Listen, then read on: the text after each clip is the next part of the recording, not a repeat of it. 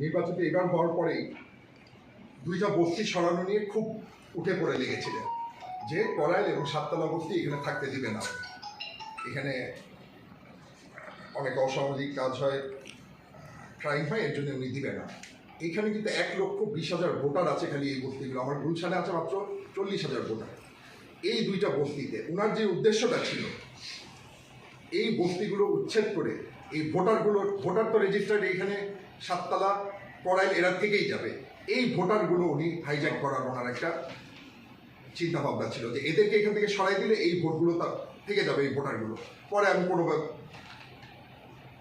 কোনোভাবে এটা ভোটের সময় কাজে লাগাবো, কারণ এখানে এই দুই বস্তির ভোট ছাড়া কেউ নির্বাচিত হতে পারে না।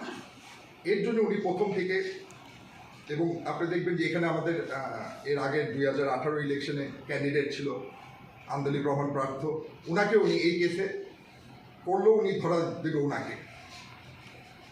এটাও লোকাল পলিটিক্স ইনভলভ এখানে, উনি এখানে সবাইকে সরানোর জন্য। আপনারা দেখেছেন গত জুলাইয়ে উপনির্বাচনে হিরো আলমের সাথে উনি কী করেছিল, এটাও আপনারা দেখেছেন।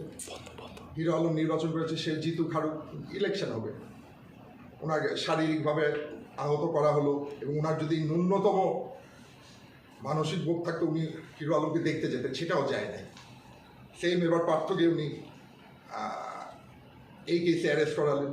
এবং আপনারা যদি করাইল এবং সাততলাতে খবর নেন, আমি নাম নিচ্ছি না কোনো ব্যক্তির, ওখানে তো ওপেন সিক্রেট উনি কাদেরকে দিয়ে প্রেশার দিয়ে লোকজন আনার চেষ্টা করছিলেন। এবং ওখানে ইউনিভার্সিটি নেই, উনি ওখানে কেন লোক আনবে, ইউনিভার্সিটি তো সব অন্য জায়গায়। এটা এবং বিটিভিটা হলো অনেক গভীর একটা দুর্নীতির, ওনার প্রথম থেকে উনি তথ্য সম্প্রচার মন্ত্রণালয়ে পাওয়ার প্রথমেই উনি টার্গেট করেছিলেন বিটিভি। বিটিভিতে এরকম আছে, বিটিভি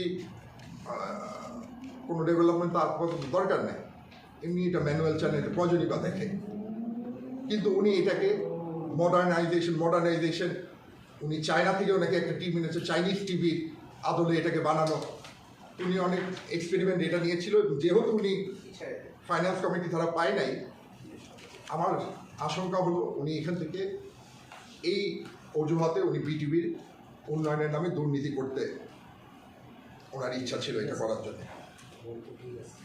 আপনারা আরেকটা জিনিস দেখেছেন,